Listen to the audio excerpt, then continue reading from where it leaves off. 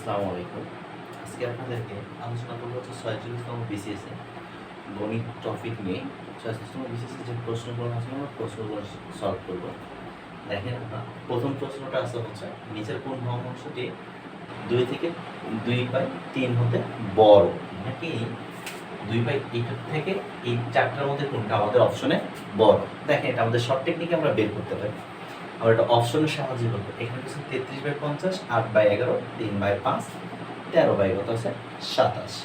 এটা যদি আমরা বের করতে যাই ফার্স্ট টাইম আমাদের কি করতে হবে দেখেন 2 3 এটাতে আমরা দেখেন এই দুটো ভগ্নাংশের আড়াআড়ি গুণ করব। সমান করে যদি আমরা করি দেখেন 33/50 আসলে 33/50 আমরা আড়াআড়ি গুণ করে দেখব যে কোনটার থেকে কোনটা বড়। তাহলে দেখেন এই যদি আমরা গুণ করি তাহলে কত হচ্ছে 100, 50 দুগুণে 100, এটা তো হচ্ছে তো 99, এটা তো হচ্ছে নাকি? তার মানে কি এটার থেকে কিন্তু আমার এটা বড়, যেহেতু হর এটাতে 100 বড় হয়েছে, এটাতে কত হচ্ছে 99 আছে। তার মানে কি আমার কিন্তু এই ভগ্নাংশ এটা থেকে এই ভগ্নাংশটা বড়, এটা থেকে এটা বড় না, ছোট।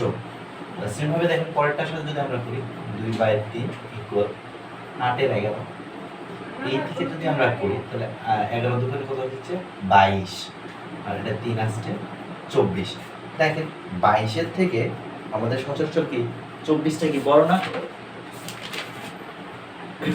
দেখেন এখানে কত বড় হচ্ছে 22 বড় না 24 বড়?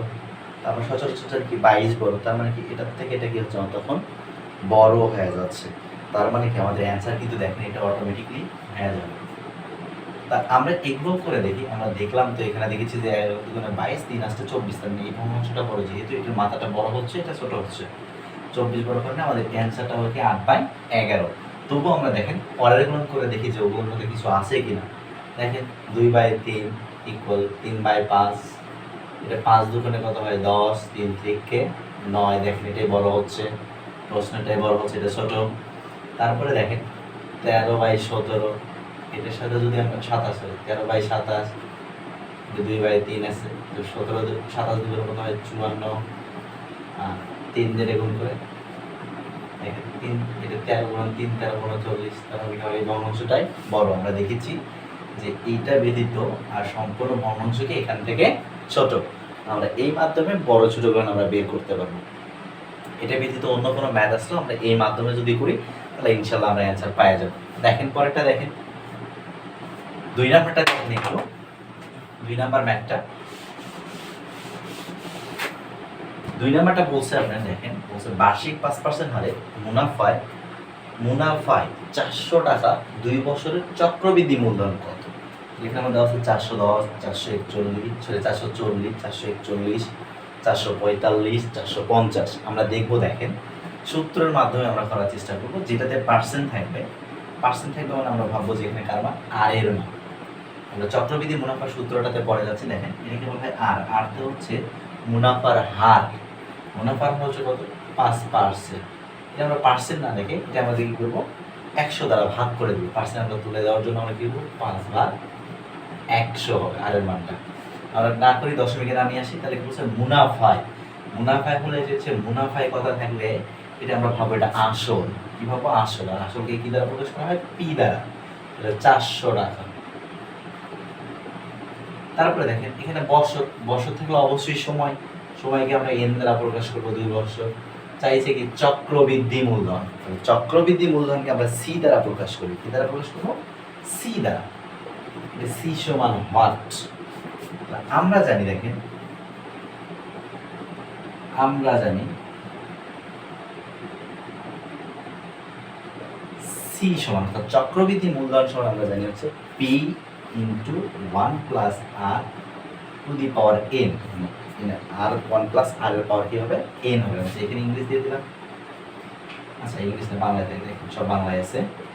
পি মানে আমরা কত পাইছি 400, তারপর 1 প্লাস আর এর মান আমরা পাইছি দেখেন যে 5/100, উপরে এন এর মান কত হচ্ছে 2। এখানে আমরা কাটাকাটি করতে পারি, 5 দিয়ে কাটাকাটি 20, এটা উপরে নিতে পারতাম। তাহলে দেখেন 400, এখানে 1 প্লাস উপরে 1 নিচে 20, উপরে 2, তাহলে দেখেন 400। এটা আমরা লসাগু করবো, 20 আর নিচে 1 আছে, 20 আর 1 লসাগু 20, তাহলে গুণ করা হচ্ছে 20 প্লাস 1, তারপরে কি স্কয়ার। তাহলে দেখেন 400 ব্র্যাকেট 20 এর একে কত হচ্ছে 21/20, তারপরে কি আছে আমাদের স্কয়ার।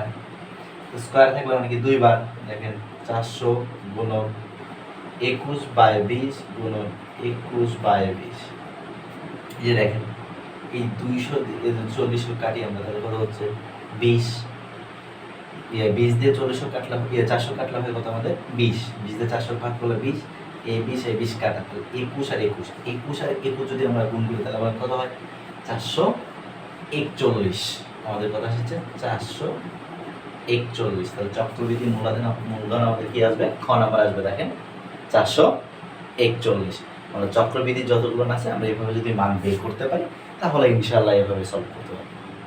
আশাবাদী সবাই বলছেন।